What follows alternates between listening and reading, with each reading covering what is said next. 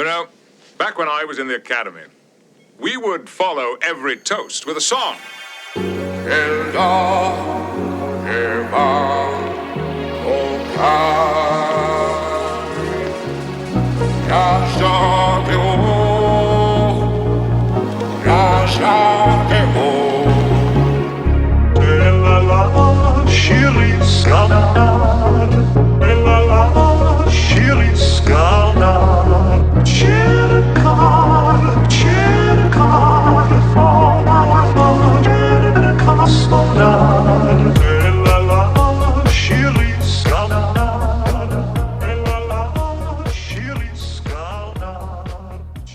Hi everyone, welcome to Where No Bubs Has Gone Before, a Star Trek The Next Generation podcast hosted by myself, Jay Reckward, and my father, Jake Reckward.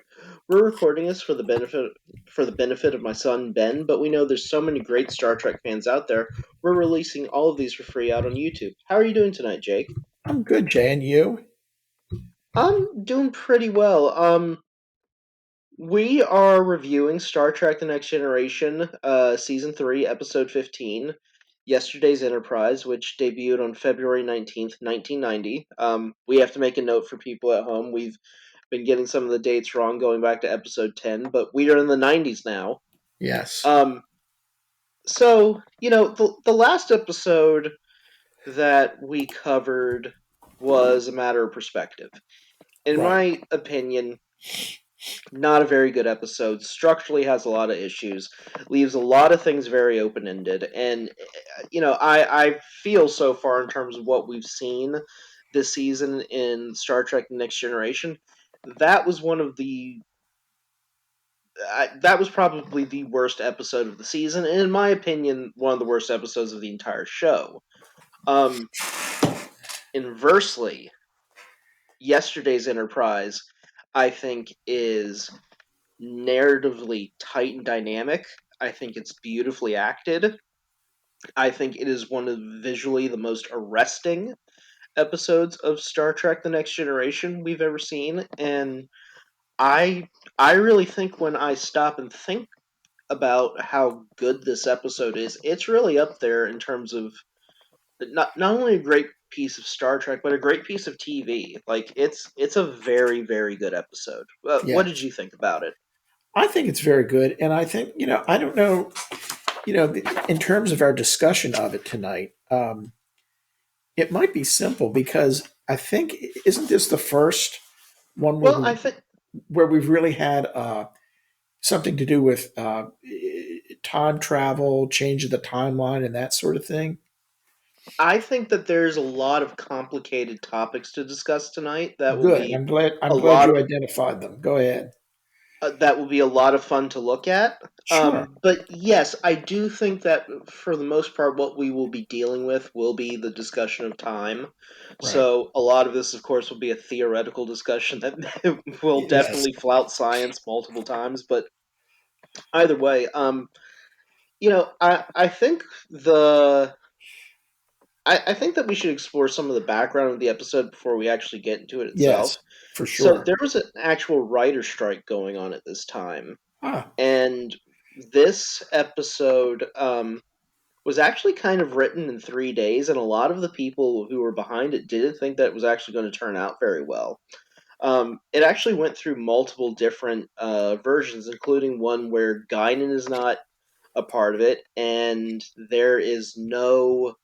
um, there are no Klingons. There's actually Vulcans replaced as the main villains. Hmm. So the actual episode that we got here actually came about relatively quickly, and a lot of people weren't confident about it, but it actually turned into something very good, made on the fly. Denise Crosby, of course, is brought back as Tasha Yar because a lot of the writers, including Michael Pilar, who later goes on to be one of the showrunners and executive producers for not only DS9 but also Voyager. Um, a lot of people expressed that the death of Denise Crosby's character Tasha Yar in the first season, I think it's Skin of Evil. Yes. Right. Her death in Skin of Evil felt very cheap, and poorly done. And so there was the opportunity to come back and use the character again. And they also had Whoopi Goldberg brought in as Guinan. This is a very Guinan heavy episode, which, there's few and far between of these, really.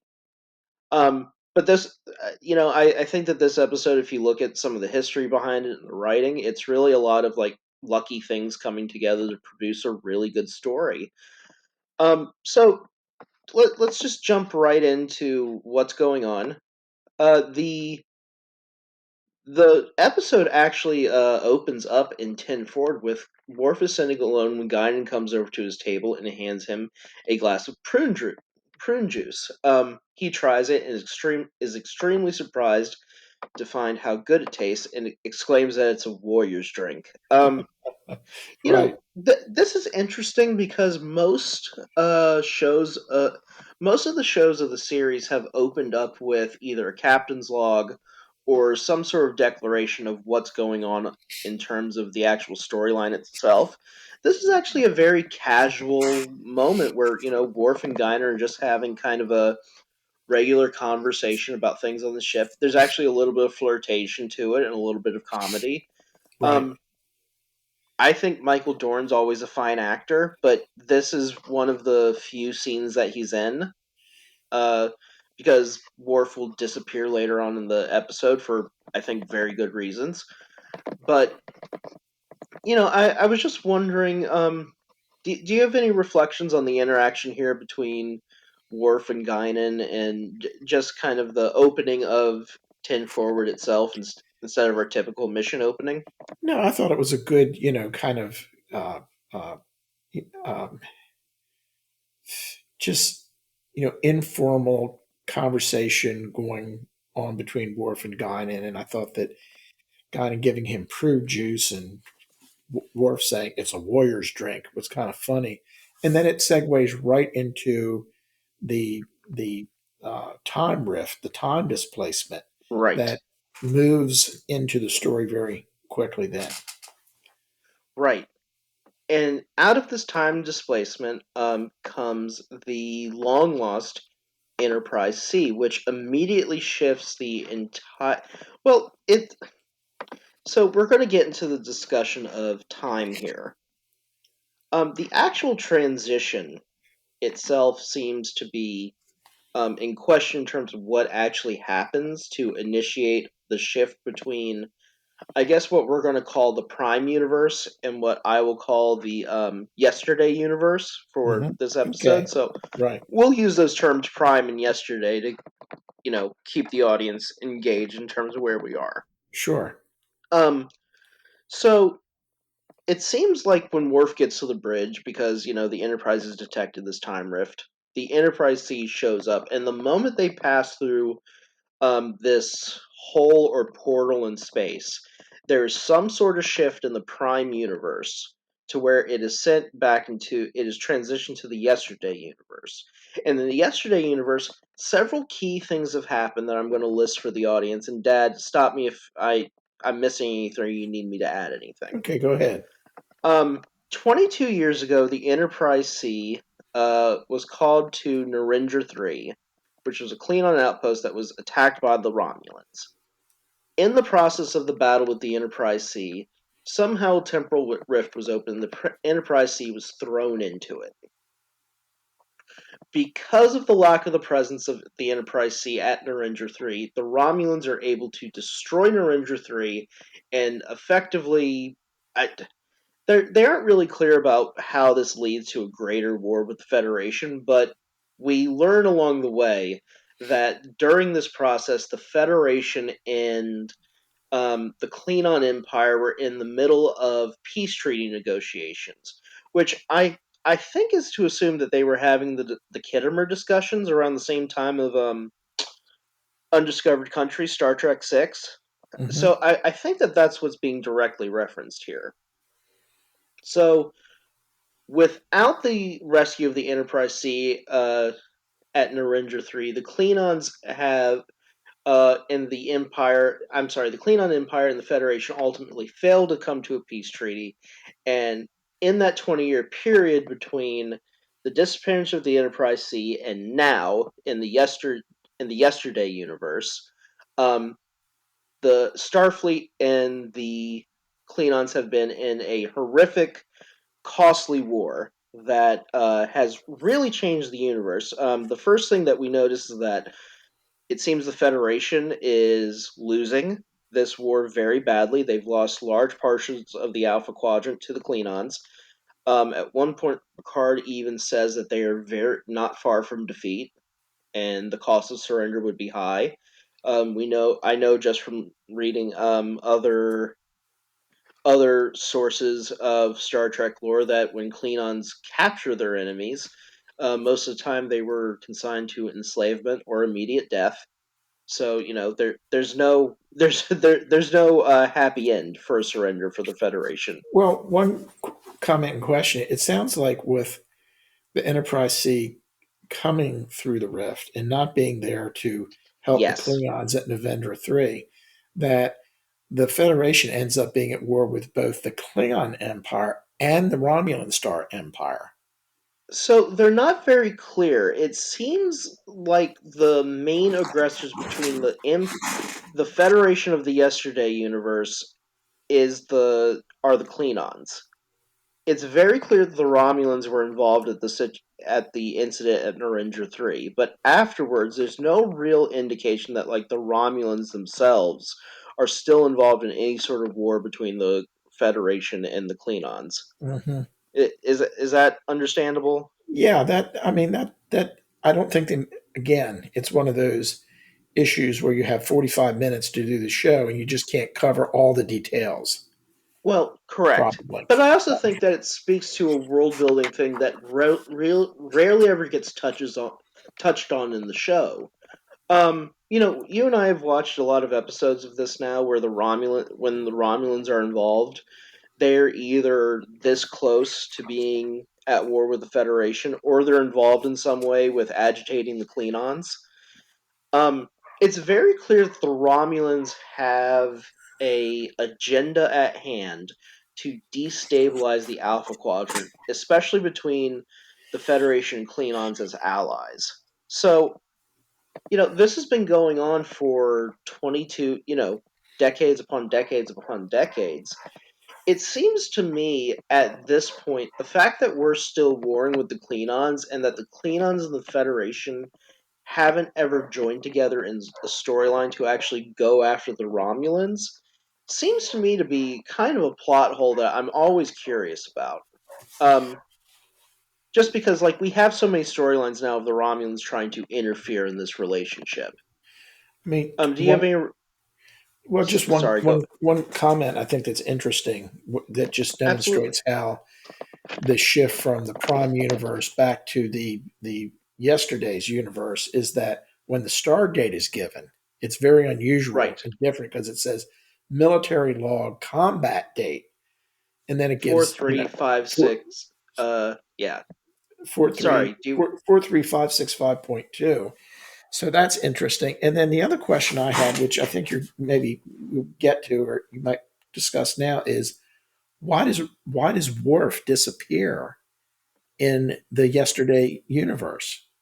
because he's on a Klingon ship someplace killing Federation. He's killing humans someplace else. Right.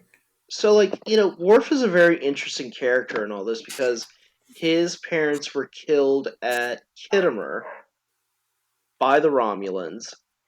He's adopted by Earth parents. He has some ties that are later developed in this show with the House of Moog, and he's later able to later restore his place among Klingon society and in the Empire. But in this universe, I think it would be safe to assume that like Worf's parents are never killed, and he's probably raised in a typical Klingon environment. And he's Yeah. probably a warrior just like anyone else. That makes sense. Yeah. Now, I think I think we kind of get a hint of this in at the very last on the very last episode of the series in season 7 when Worf has become a I believe he's a general Hmm. in the Klingon Empire because he has this tension with Riker in season 7, which is far far away, folks. But anyway, um, that's where I think Worf is. He's just on a bird of prey somewhere, killing other Mm-hmm. Federation Mm-hmm. ships. Right. Hell, he may have been on the bird of prey that attacked the Enterprise in this episode. Who Sure. knows? Yeah. Right. Actually, I think that would have been really good if he had been like a captain or something like that. I think that would have been good symmetry that we didn't It get. would have been everyone would have gone, whoa, exactly. Yeah. Yeah. Yeah. But one thing that I think is really clear in all this is that Guinan senses the change that happens between the Prime universe and the Yesterday universe, almost to the point that like she exists in both. And this is a key subject that I actually wanted to bring up in tonight's episode. Mm-hmm. This is a very Guinan heavy episode. And you and I have talked about Guinan. She serves as the bartender of 10 Forward on the Enterprise D, but she's also a longtime confidant and friend of Captain Jean-Luc Picard, both of whom have a mysterious relationship that's never really clearly defined. Um, we know that her people were wiped out by the Borg, and you and I both know, having watched Star Trek Generations, that her people were at one point existing within the time ribbon that's ripping through the universe called the Nexus, The Nexus, which right. serves which serves as the primary point of conflict in Star Trek Generations. Um, but from what this episode shows us, Guinan is able to keep her. She is able to be cognizant of changes within the temporal universe around her, to the point that, like, maybe she doesn't retain all the information, but she retains a very prescient sense of where and what she is and what she's supposed to be doing. Yeah, it's sort of like a super extra sensory perception. Right. I think that's a good way to put it, because we also have to put this, I think, next to her relationship with Q. Because it's Mm-hmm. very clear that Q and Guinan know each other, and Right. Q keeps referring to Guinan every time they get together as like this creature, Picard. How can you have this creature on board with you? I think that this episode actually does a lot to answer some questions about the Guinan character and somewhat about the Arans, in terms of who they are as a species, if I may conjecture for a second. Go ahead. Um, so we know that they were able to exist within the Nexus, which is kind of a temporal. Uh, I won't say it like a temporal stasis zone. Like, people get brought into the Nexus, and they're able to basically live out their fantasies forever. It seems, unless they're somehow thrown out of it. Which I can't remember. Um, Malcolm, not Malcolm Glad, Malcolm Ma- McDowell's character. Malcolm McDowell, right. Yeah, I can't remember the name of the villain, but he was fantastic. Yes. Um, but it seems with this kind of extrasensory perception of time, they're also able to have some perception of extra extra dimensional beings like Q, even beings that have some sort of omnipotence or omnipresent, not not omnipresence, but omniscience. Mm-hmm. And in Mm-hmm. some ways, like, Guinan has her own access to that sort of omniscience as well. Um,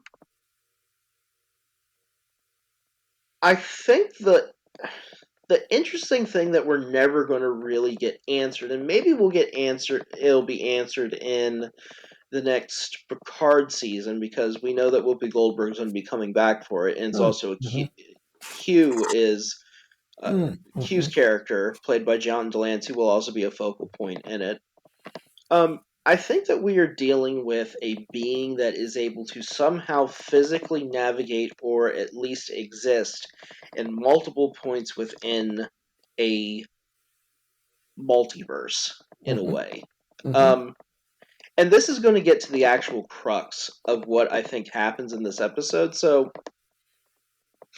the Enterprise C comes through, and it is badly damaged because it's been in battle. Um, and it becomes very obvious that because of Guinan and because of her interactions with Picard that there is a possibility that the flow of history can be changed by interacting with the Enterprise C and preparing it to go back through this temporal rift and finish out the battle at Narendra 3, dying honorably enough to gain the respect of the Klingons and prevent a 20-year war that the Federation will ultimately lose. And First, actually save billions of lives as well. save billions of lives, Right. absolutely. So, I think a really great premise for something cataclysmic and really world changing. Like, there's a lot of weight in this episode. I think the interesting question that you have to ask about the rift is the rift one way, or is the rift a two-way rift? Like, is it going between the yesteryear or the prime universe, or is it multiple places intersecting at once? Because there was this thing that happens at the very end of the episode where once the Enterprise C goes in and they are able to return to Narendra 3 and finish out the battle, what happens in the Prime Universe is that Data and Worf, using their sensors, said, "We thought we saw a ship on sensors for a second, but then it disappeared again." I am thinking that the way that this is set up is that it's not actually a two-way portal that the Enterprise C goes through. It's actually multiple points in time. So the yesterday universe is not actually a um is not a what do I want to say? It's not a it's not a break in the timeline. It's actually an alternate timeline in itself.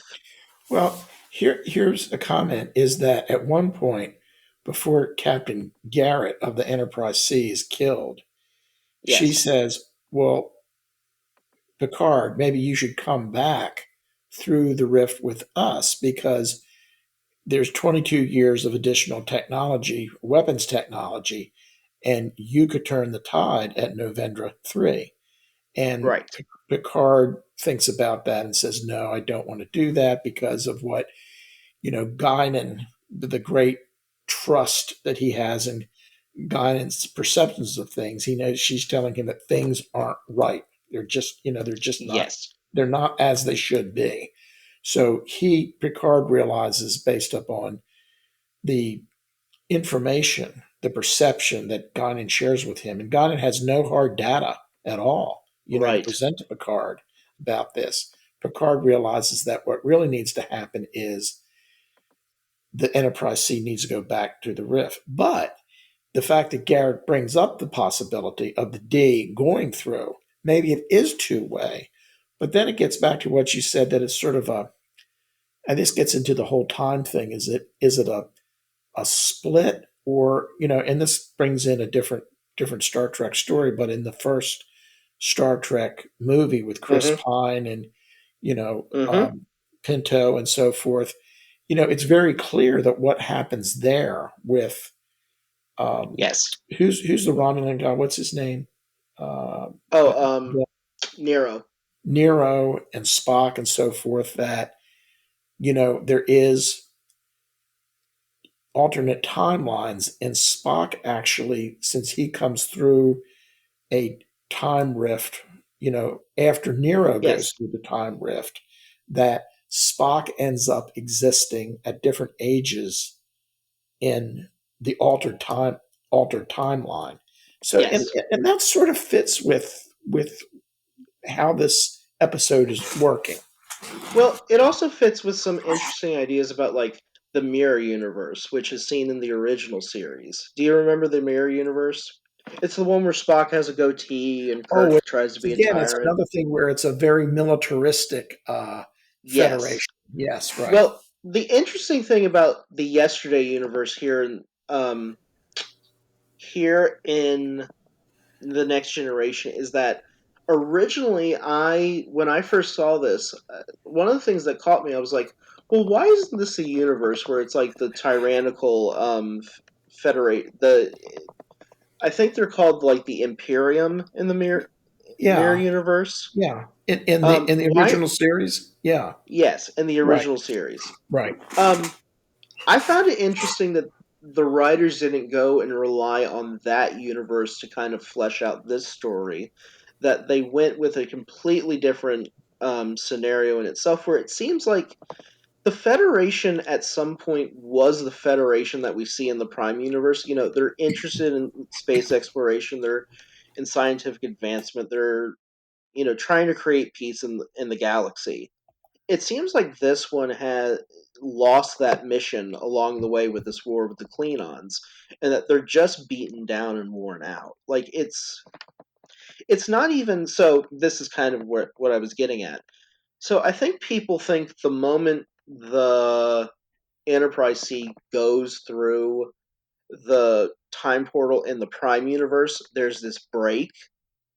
I would argue that there's no break at all. It's just the Enterprise C moving from one multiverse to one universe to the next, Hmm. probably just breaking whatever that time portal is. It's the walls between multi universes or Right. the walls between the alternate universes. It's not actually changing time necessarily. That's an interesting point. Yeah, yeah. Well, Well, you're right because it implies when they give the star date as military log / combat date 43565.2, right.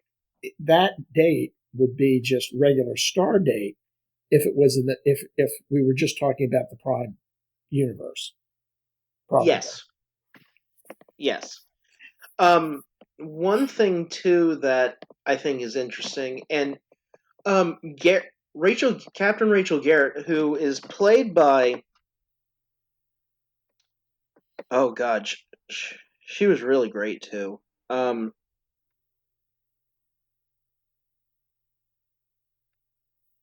it takes so much.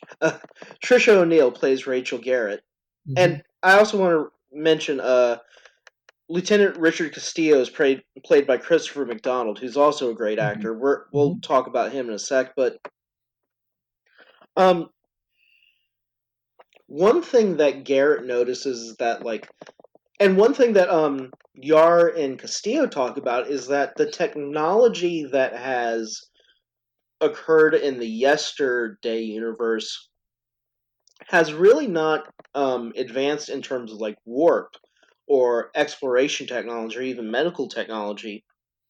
Like they have greater deflector shields. They have higher powered phasers.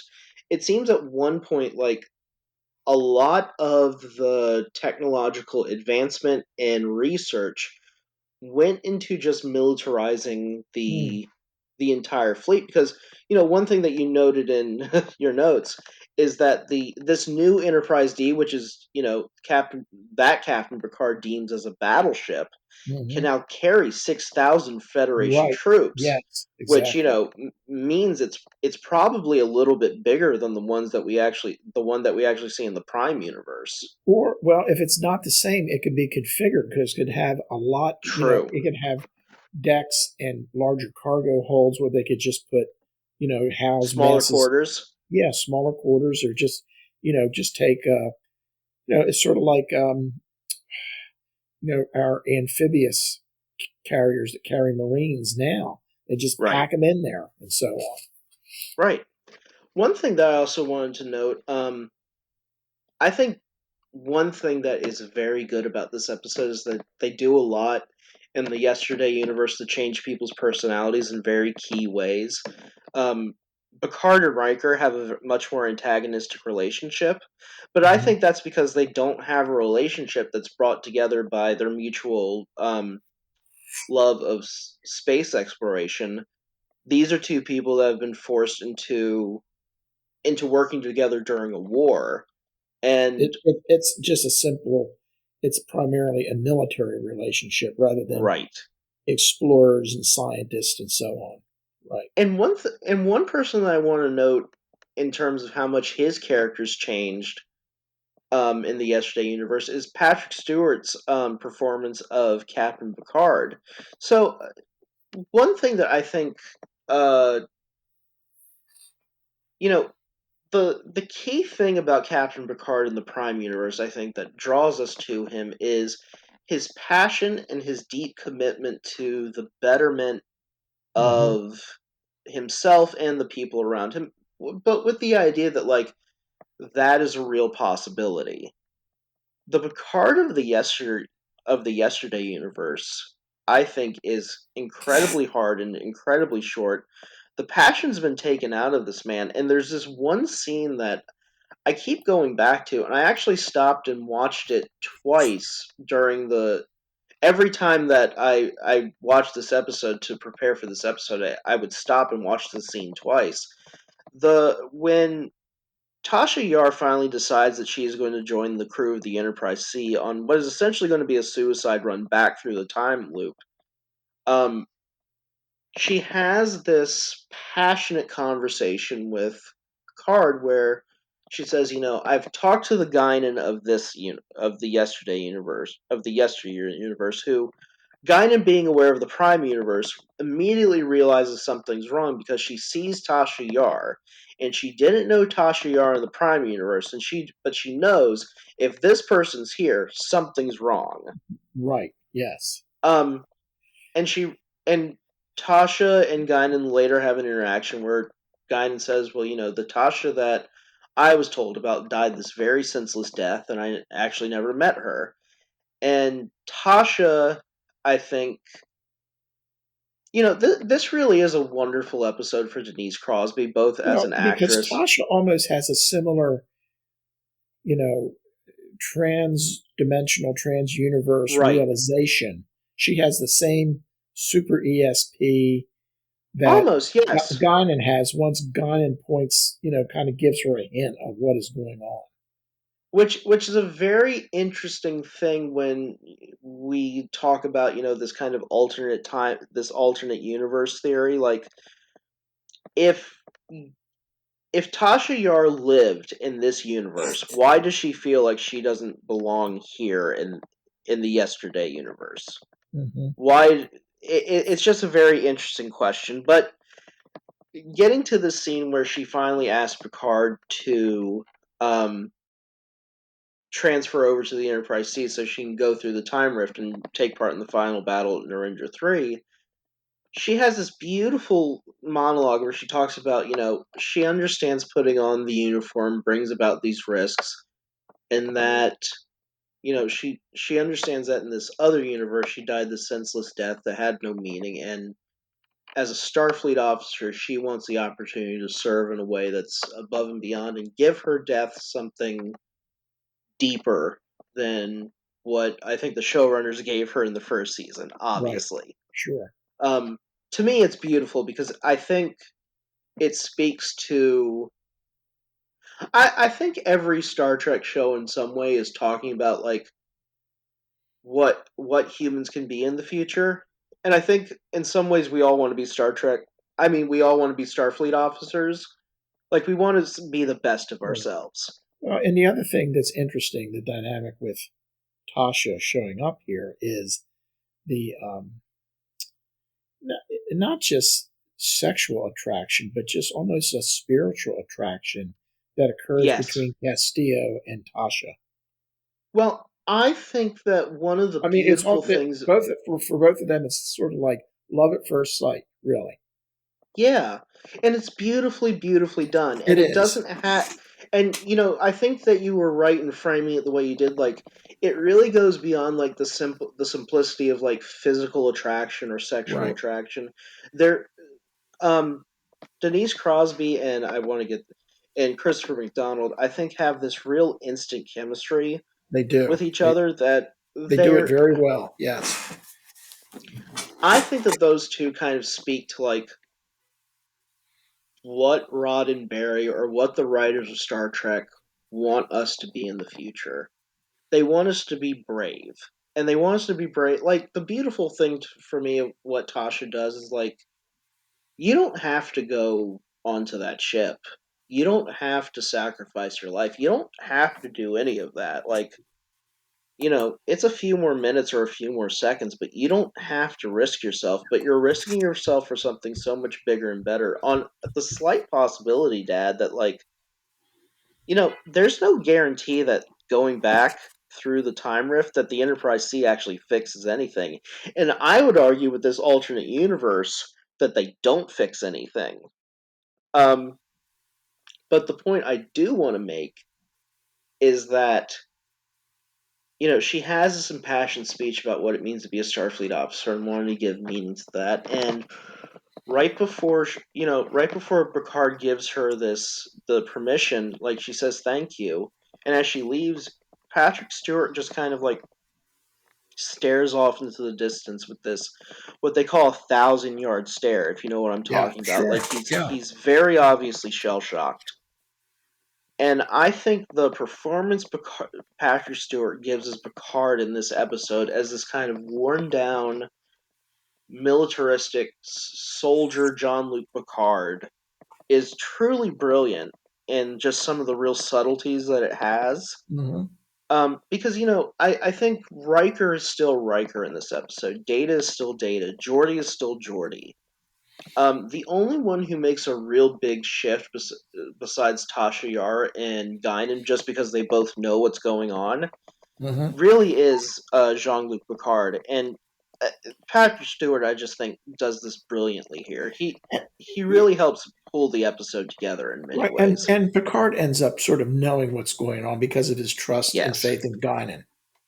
Well, I think it speaks to something that the show pushes forth sometime that I think is interesting, and I want to ask you from a philosophical standpoint.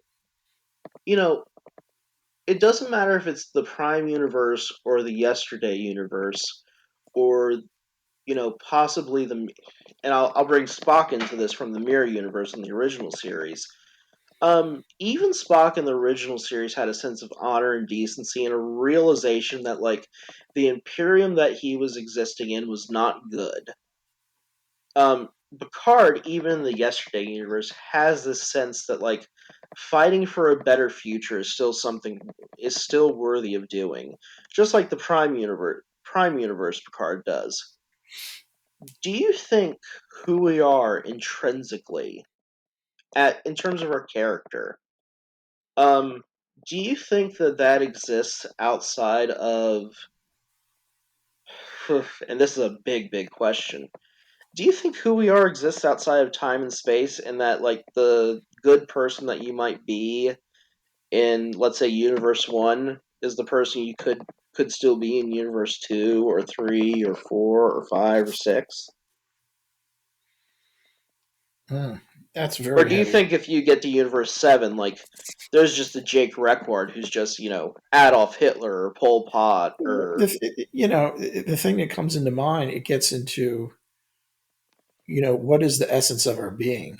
Do we really right, have a soul? And right. if we have a soul, does the soul represent Mm, a way to look at the universe, a way to mm-hmm. interact with the universe? Mm-hmm. If you have somebody who, I mean, it's really tough because, I mean, it gets into, the issue of you have somebody who is born into an impoverished situation, Right.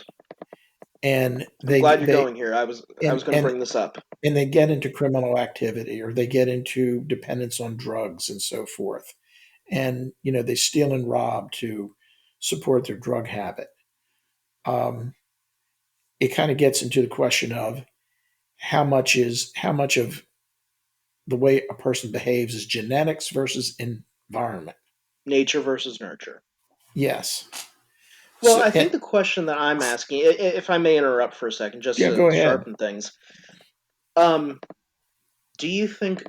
Okay, I absolutely agree that the nurturing part of it, in terms of the environmental aspects that a person is surrounded in, definitely shapes who they are. Do you think the nature part of us exists outside of time and space? If the soul is our nature, in a way, like who we are intrinsically, our core essence. If we are taking the Judeo-Christian definition of the soul, the core essence of who we are, our piece of God. Do you think our nature of who we are is? So, are you Jake Reckward in Universe 1 as you would be in Universe 100? Or do you If think that person that do you think Jake 100's soul is different from Jake 1's soul? oh, I think that there would be an essence. If there is a soul, there would be an essence to the soul, and as it was represented in Universe One, if it then existed in Universe Two, it might project itself a little differently, just because of the environment being different. Fascinating. Okay. Which gets back into the original series with the Imperium and so Mhm. forth. And, Kirk was very different. Spock was very different. But, um, I mean, the comment about Spock in the Imperium, the bearded Spock and so forth, the evil looking Spock, he still had a sense of honor, as, as, as Well, you said. we keep saying evil Spock, but even looking at it from today's perspective, or even from your generation's perspective, Imperium Spock's not even evil. No, you're right. That's a Yeah, poor choice of adjective. Yeah. he's if anything, he's complicit in the system that he's in. Well, and I think that complicit's a good term, because I think if you have the essence to your soul and you move from universe one, where you're basically a good person, to universe two, again, with the environment different, you're going to have to be complicit, again, using that good term, with whatever the environment of that different universe is. Right. It. I think it also brings into the question, like, you know, Tasha. So, I think we keep saying that this is a time travel episode, but it really is kind of a multiverse episode or an alternate universe episode. I would agree with that. Yeah, it The is a more we time talk about travel. it, You're right. It's not time travel. but it does have some aspects of time travel because there's one thing that I found interesting. So we established that Guinan can has this extrasensory perception that is able to jump the bound of space time. We know that Tasha in this episode has a sense once she talks to Guinan that is able to also somewhat jump at least morally or ethically in her head, existentially in her head, jump the bound of space time. Um, Tasha in the Prime Universe dies before Guinan comes on the ship. But at some point in the Yesterday universe, a Guinan does come on the ship and does know who Tasha Yar is. So, and then this Tasha is, of course, going to die 22 years before the date that the Enterprise D runs into this time rift. I think the interesting thing that I notice here is that time really does have kind of this like liquidity to it, where it's not this static. Well, if I'm moving from Universe 1 at 1:02 p.m., I will arrive at Universe 100 at 1:02 p.m. that universe's time. It's more, I'm leaving at 1:02 p.m. and I'm going to arrive 22 years, 36 days, and 52 minutes in the future. But if I move to the next universe, I'm going to move back 22 days. It seems Hmm. like time itself does not necessarily have like a static or stable binding to where things don't have to move concurrently along a path at the same time, which brings into question something a lot of physicists and quantum theorists are discussing right now in terms of the actual nature of space-time in our own physical universe. There is this idea that, you know, linear time may, in fact, be something illusory to us. Um, if we are, and this is going to get into some deep things all of a sudden, folks, so prepare for left field. If we are somehow existing within a simulation that suddenly, and this is me cobbling together a lot of things, Dad, so pardon me. It's stuff that you and I have talked about, but people at home are going to have to bear with me. So if this is a simulation that evolved out of a Big Bang event, which may have been several white holes suddenly phasing into a physical universe, Geordi makes this point that, and it was his point about like life and death, and I think the quote is here on Memory Alpha, but I want to.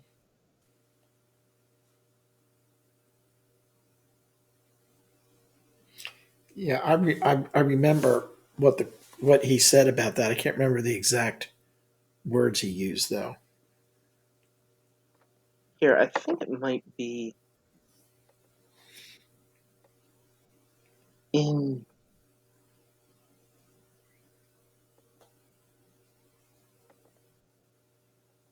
Oh, he says something about being dead and alive. Mm-hmm.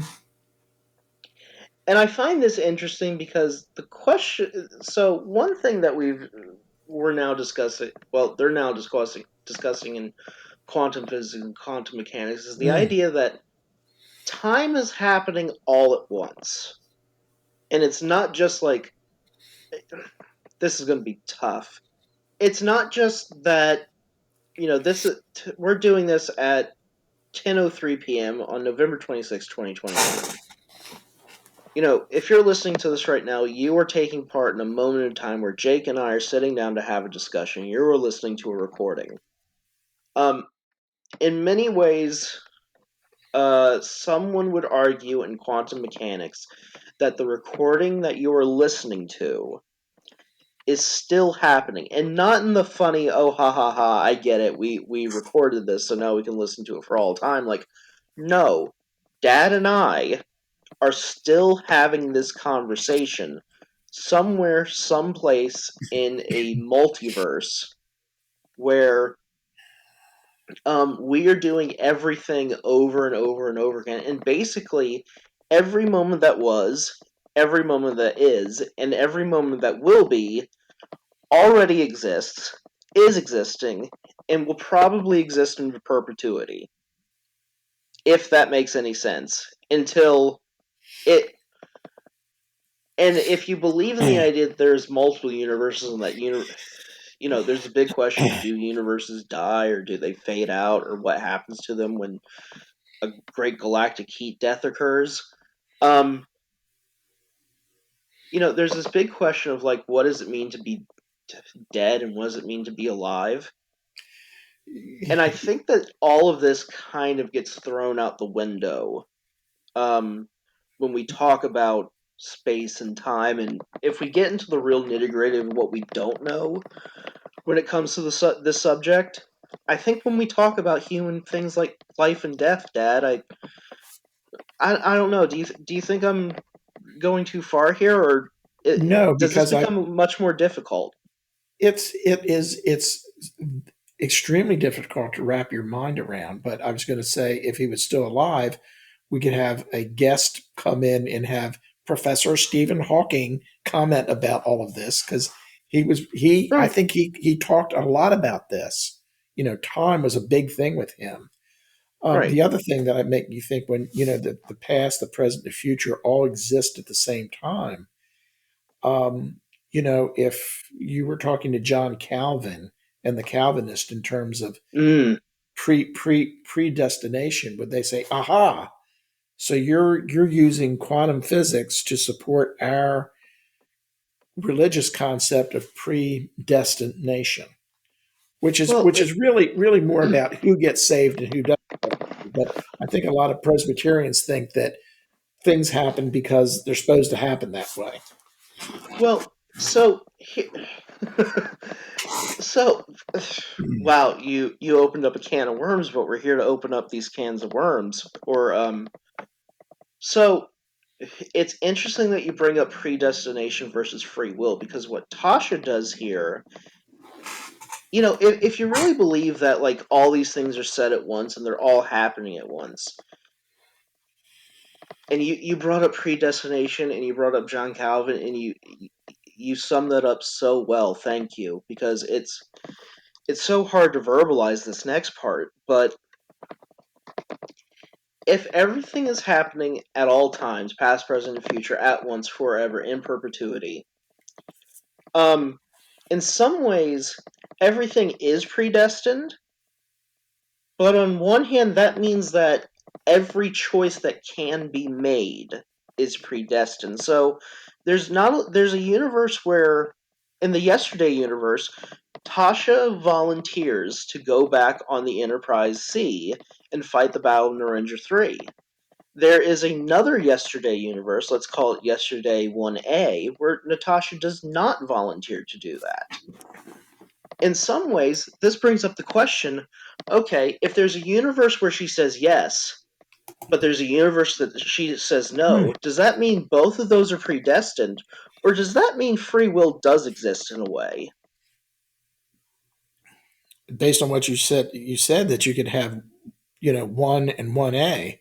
Yeah, that would say that the free will exists because she could choose to not go back.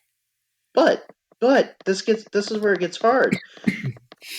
She's predestined to choose to go back in the Yesterday universe.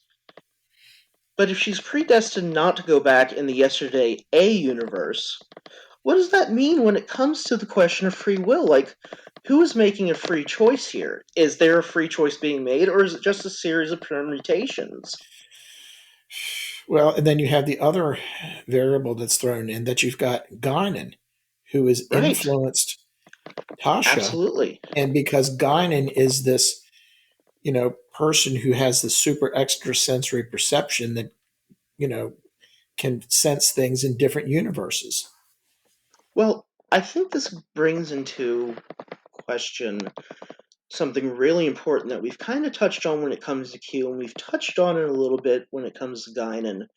Um, you and I talked the previous Q episode, Deja Q, about how I think you and I agreed that there really needs to be three things for you to be a quote unquote god, like a legitimate Right. one.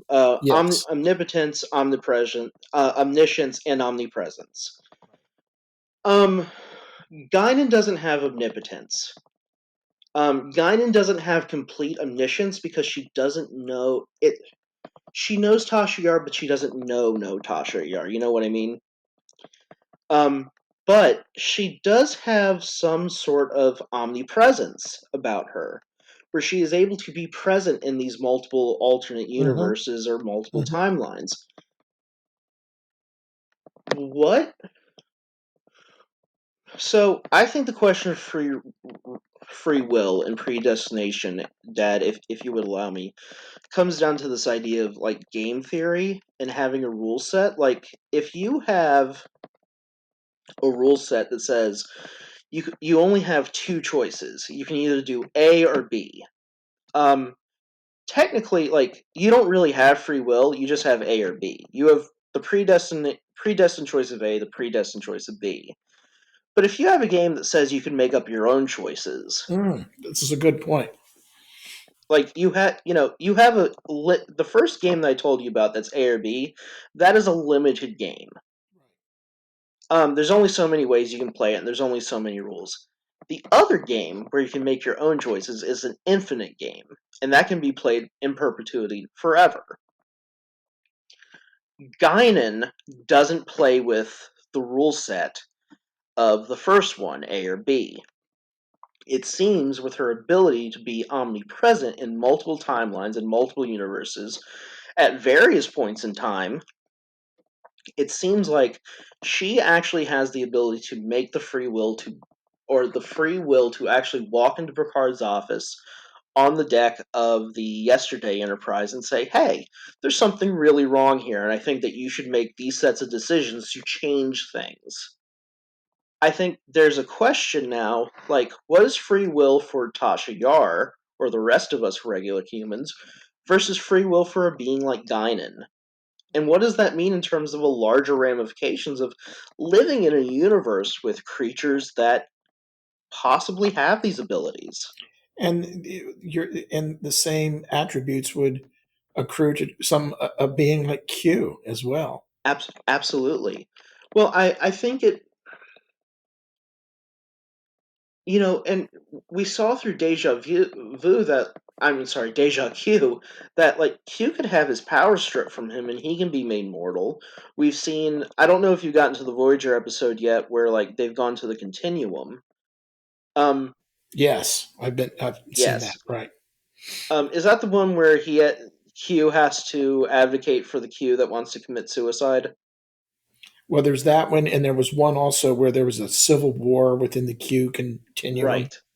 No, that was the one where they had the case to determine whether the Q can commit suicide. That is the same one, right? Okay, Right.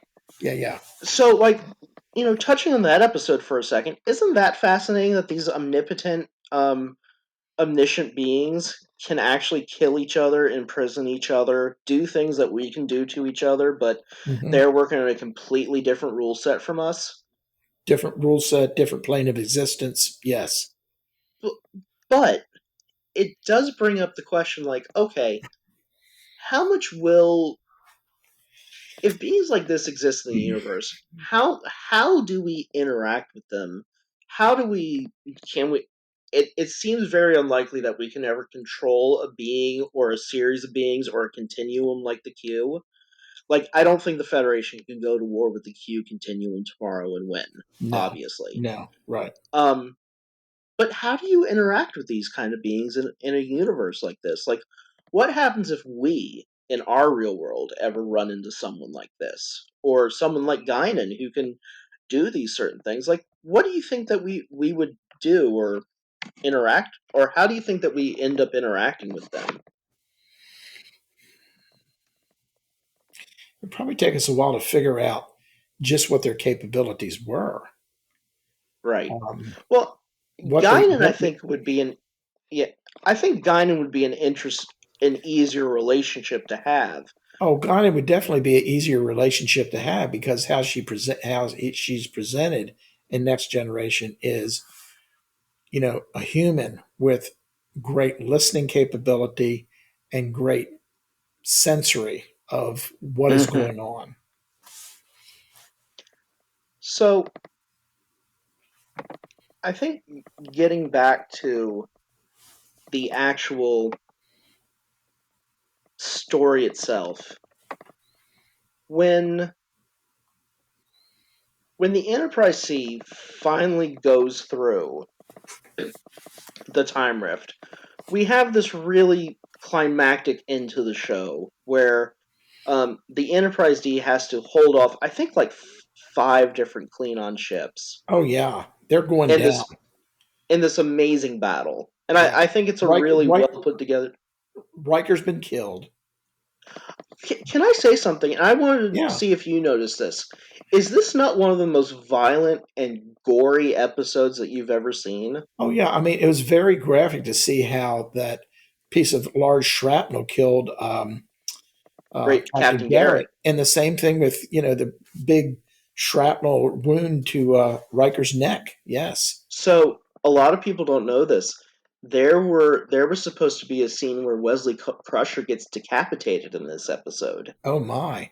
Mm. Like there was, I found that aesthetically, watching how bad the wounds were in this episode really did add some gravitas and weight to the actual episode itself. There was this real feeling that there was real dangers and risks in space, and for the first time, we've watched things blow up. We've seen con panels flash and sparks fly all over the bridge in multiple episodes. This was the first time it felt like if things were blowing up on the bridge, like this is a real problem. Oh, this was one in the uh, the secondary, not the prime, but the yesterday universe. At the Universe, very yes. end, after the C went through, the Enterprise D was going down. That the tactical officer was killed. Picard goes to run the tactical weapon system, the propulsion system. There's a coolant leak and so forth, and Geordi's having to evacuate everyone from engineering. It's very obvious that you know Picard's just firing weapons and everything just to survive. And in a couple seconds, the Enterprise is going to be gone. And then, boom, the C is back where it originally is, and everything shifts back to that the Yeah. Enterprise D is in the Prime universe. And the interesting scene that I think kind of wraps up all the questions that we've been asking, and maybe not even really answering, because, I think the problem with time and space when we deal with it is that there's so much time and there's so much space to discuss it. Um, Guinan sits down with Geordi in Yes. this Yes. very interesting, sits down and asks Geordi to tell her about Tasha Yar, who, Right. she has not met in this primary universe and has no reason to ask about. One thing that I do notice is that, Worf sits down at the very beginning of the episode to have a drink, and he and Guinan talk. And at the very end of this episode, Geordi sits down to have a drink with Guinan and talk as well. It's very clear that I think throughout this episode and throughout the series, Guinan has a much more serious role behind the scenes with the crew Mm-hmm. than maybe on par with Counselor Troy, and we've discussed this I was just previously. going to say that. Yeah. I mean, she has almost an ancillary role to Troy because of her listening capabilities, her Right. listening talent. Absolutely. Mm-hmm. But again, it kind of demonstrates how Guinan, even after all of these events have taken place, and after the timeline for the primary universe has been restored, or at least she's been able to come back to this event or moment, um, she is still cognizant of everything that has happened to a certain extent. Do That's true. you Yeah. One thing that I'm always curious about No, that's is, just to interrupt you. That's a very good point you made. Is that there is yes, because yeah, after the Prime universe is restored, Guinan knows that things have shifted back, so she's aware of the yesterday universe because she uncharacteristically contacts the bridge and asks Picard, "Is everything all right?" And he says, "Yes." So she well, knows. So that gives her it just kind of gives her the confidence that everything's back the way it should be. But she is aware that things weren't. well, I would argue. So I have a interesting theory that I kind of want to end today's episode with, and I just Okay. want to bounce it off you. And so, we've been talking about, and I mentioned previously that I don't think that when the Enterprise C goes through the time rift, that there is this break in the Prime universe where there's like this different timeline. It's an alternate universe. So what I think happens in the Yesterday universe is that the Guinan that exists on that ship, the battleship Enterprise D, dies with the rest of the crew, but her consciousness still exists, and that person still exists within the person living in the Prime universe on the Starship Enterprise D. So somehow, not only is she able to be prescient in, not omniscient, well, be omnipresent of what is going on in multiple alternate universes, but she is able to actually lose her physical self in one universe and still maintain the information of that one person in a different form of herself in a different parallel plane of existence, or this alternate universe. That would tend to explain Like, that's the after, only way that she can ask Geordi about Tasha Yar and the only way at that the end she of could, this the episode. only way she could contact Picard on the bridge and said, "Is everything all right?" Yes. Yes, What if, because no one else realizes that they've had this shift. yes. Um, I'm going to throw this out there, and then this is where we'll end it. And this is the last question. What if she actually is a god? What if she's an avatar? What if she's Krishna or something like Krishna? Like she's the embodiment of something that comes into the universe, listens, provides guidance, but like is able to exist in multiple places. Her body is literally like clothes; she can take them off and put them on in multiple universes and multiple timelines and multiple places, and still maintain who she is. Like she basically incarnates. Well, from some of the conversations we had about Hinduism and how Hindus think about these things, that there are multiple universes and are gods in many forms. And if you look at, when you mention Krishna and you look at, read, the Bhagavad Gita and how Krishna is there in the chariot with Arjuna, and Krishna Yes, has to very carefully listen to what and feel what Arjuna's concerns are about the yes. how he feels as he's having to fight family members in this grand battle and so forth. And I then wish the audience could see me nod. Yes. and then Krishna goes on and has this conversation with Arjuna to instruct him as to why he feels the way he does and why this things happen this way and what he has to do. And what does Guinan do through multiple episodes? Listen to people, Yeah. instruct them on what they have to do. I mean, even this episode, if let's say Picard is Arjuna, like Krishna instructs Arjuna, like, hey, you have to help these people get back to their proper timeline if we're going to restore Dharma. Right. Right. It Yes. in many cases, like the entire Q Guinan rivalry or relationship, I think, takes on new new boundaries because Q keeps saying like, why does Picard allow this creature into his presence? I think Q realizes that like this is a being that is not walking around playing by the same rules as everyone else too, and I think he's actually scared because he knows like Yes. Yes. she's just like me, but I only have this one body. She has multiple bodies through multiple universes where there's just this one me.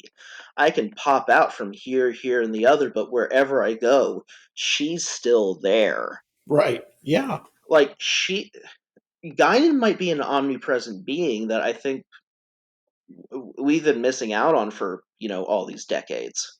Hmm. So, Dad, thank you so much for joining me. I think that this is a Yes. great episode. Do you This have was a any good one. reflections on yesterday's Enterprise before we go? No, I think the last question and discussion we had about the true nature of Guinan for people who listen to this episode and they look at it and they're Star Trek fans and so forth, it might give them a basis for some further thinking on that whole topic. Yeah, I think so. And I And, think and, that this and, has been and and we have to tell them if you haven't read the Gita, you have to go and read the Gita now. absolutely. Um, but the next episode I'm also looking forward to. I think you and I will actually have a lot to talk about. The Hmm. next time we meet each other, we will be reviewing Star Trek The Next Generation Season 3, Episode 16, The Offspring. Yes. So we will see you all then. Then later, everyone. Thanks, Bye Dad. bye. Good night. Thank you. Night.